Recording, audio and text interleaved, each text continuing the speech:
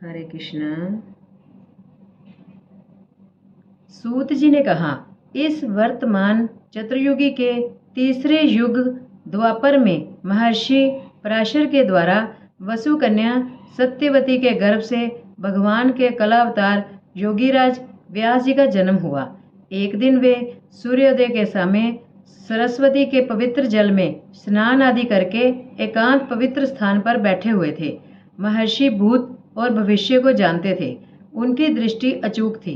उन्होंने देखा कि जिसको लोग जान नहीं पाते, ऐसे समय के फेर से प्रत्येक युग में धर्म संकरता और उसके प्रभाव से भौतिक वस्तुओं की भी शक्ति का ह्रास होता रहता है।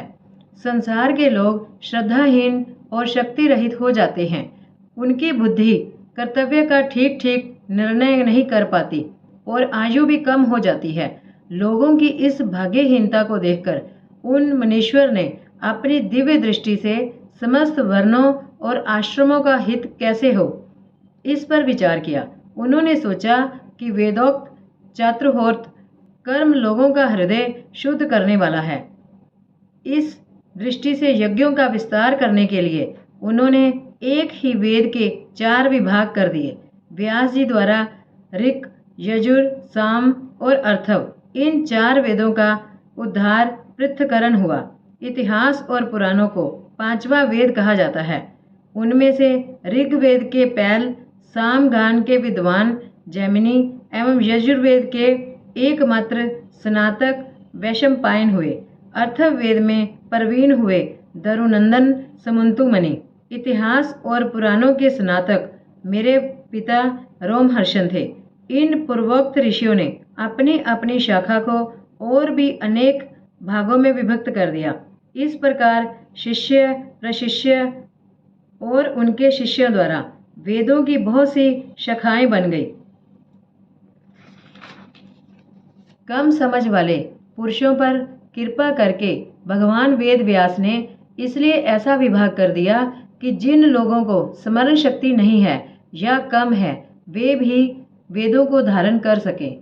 स्त्री, शूद्र और पतित द्विजाति तीनों ही वेद श्रवण के अधिकारी नहीं है। इसलिए वे कल्याणकारी शास्त्रोक्त कर्मों के आचरण में भूल कर बैठते हैं। अब इसके द्वारा उनका भी कल्याण हो जाए, ये सोचकर महामुनि व्यास जी ने बड़ी कृपा करके महाभारत इतिहास की रचना की। शौनक आदि ऋषियों, यद्यपि व्यास जी इस प्रकार अपनी पूरी शक्ति से सदा सर्वदा प्राणियों के कल्याण में ही लगे रहे, तथापि उनके हृदय को संतोष नहीं हुआ। उनका मन कुछ खिन्न सा हो गया। सरस्वती नदी के पवित्र तट पर एकांत में बैठकर धर्मवेता व्यास जी मन ही मन विचार करते हुए इस प्रकार कहने लगे।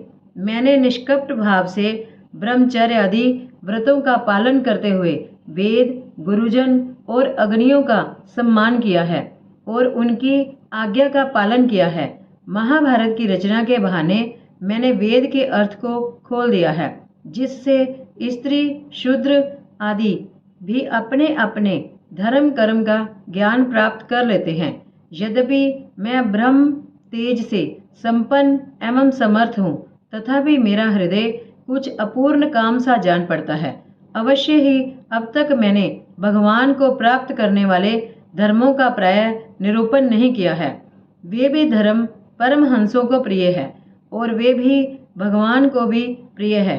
हो न हो मेरी अपूर्णता का यही कारण है।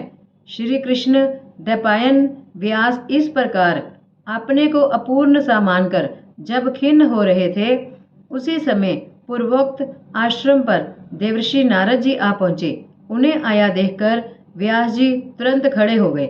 उन्होंने देवताओं द्वारा सम्मानित देवर्षि नारद की विधि पूर्वक पूजा की। हरे कृष्ण।